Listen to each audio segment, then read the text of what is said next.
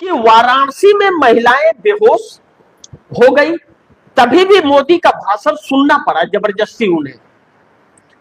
ये है नया भारत, यही नया भारत है, इसे नया भारत कहते हैं जो मोदी बनाना चाहते हैं कि तुम बेहोश हो जाओ, दुनिया छोड़ के चले जाओ, लेकिन हमारा भाषण जब तक नहीं सुनोगे तुम्हारी लाशें भी हम जाने नहीं देंगे।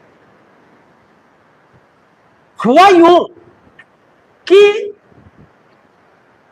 पश्चिम बंगाल के अंदर वोटिंग चल रही थी दूसरे चरण का, और प्रधानमंत्री नरेंद्र मोदी को संदेश देना था कि देखो भाई, मैं कितना बड़ा भक्त हूं कि जूता पहन करके काशी विश्वनाथ के यहां मैं जूता पहन करके जाता हूं, कितना बड़ा ज्ञानी और संत हूं मैं कि हमारे लिए भगवान भी नंगे पांव आएंगे, हमारे सामने जूता पहन करके मैं जाऊंगा।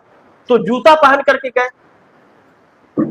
उन लोगों को भी लानत है जिन्होंने जूता पहन करके जाने का परमिशन दिया, और एक तरह से संस्थाओं पर, ऐसी धार्मिक संस्थाओं पर कब्जा कर लिया गया है कि सब कुछ खोल दिया जा रहा है।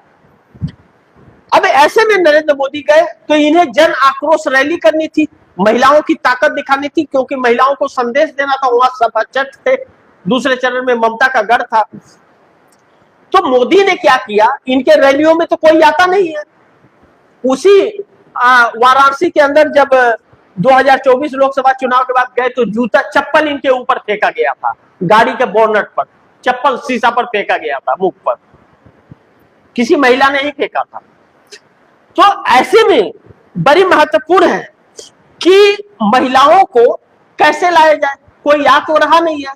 तो स्कूल से बच्चियों को, जो कॉलेज में बीए इंजीनियरिंग कर रही है उन बच्चियों को, जो नर्स है हॉस्पिटल में, सबको बुला लिया गया, और जो कर्मचारी हैं, सेविका दीदी है, सबको बस में ठूस ठूस करके वहां ले जाया गया इनका भाषण सुनने के लिए।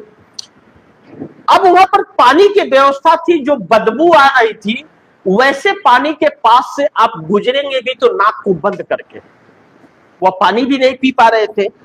अब कहा जा रहा है कि यूपी और बिहार के बॉर्डर सिवान से भी महिलाओं को ठेल करके लाया गया था, भर करके स्कूल बसों में। अब ऐसे में महिलाएं बेहोश होने लगी, और उत्तर प्रदेश में टेम्परेचर जबरदस्त चल रहा है।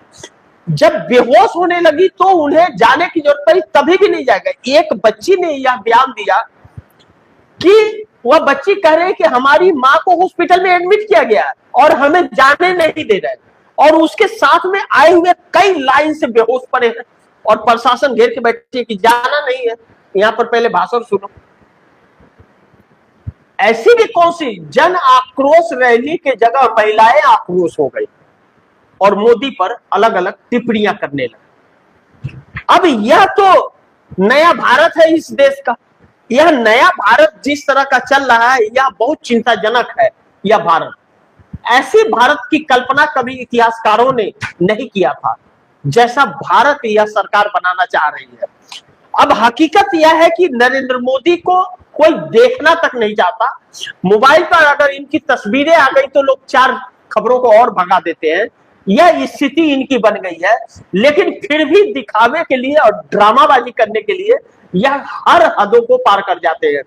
ऊपर से जो यह गोदी मीडिया है, और जिस तरह से चाटुकारिता कर रही है, हजारों करोड़ रुपया सरकार का इस देश के टैक्स के पैसे को खा करके, यह सरकार आम जनता के टैक्स के पैसे को लुटा रही है अपने चेहरे को चमकाने के लिए और डमरू बजाने के लिए, जो बहुत चिंताजनक है।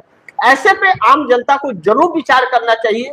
ऐसी सरकार नहीं चुननी चाहिए जो उनकी बहन बेटियों के साथ ऐसा इस्तेमाल करे।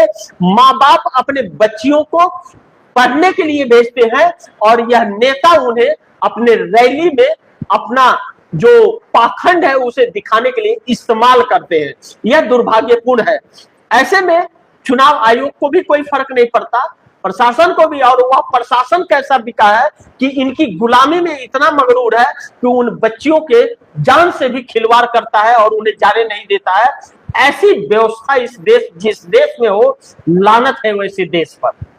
इस बात से हम इनकार नहीं कर सकते। जहां शिक्षा की बात होती है, जहां रोजगार की बात होती है, जहां स्वास्थ्य की बात होती है, जहां महिलाओं के सम्मान की बात होती है, संस्कृति की बात होती है, वहां ऐसे ऐसे पाखंडी आ गए हैं इस देश के अंदर जो सबको तार तार कर रहे हैं और लोगों की जिंदगियों के साथ खिलवाड़ कर रहे हैं। यह हकीकत है। ऐसे नेता रहेंगे तो हो गया कल्याण। और दूसरी चीज, पूरे विश्व में किसी देश में इज्जत नहीं रही, पूरी साख खत्म हो चुकी है।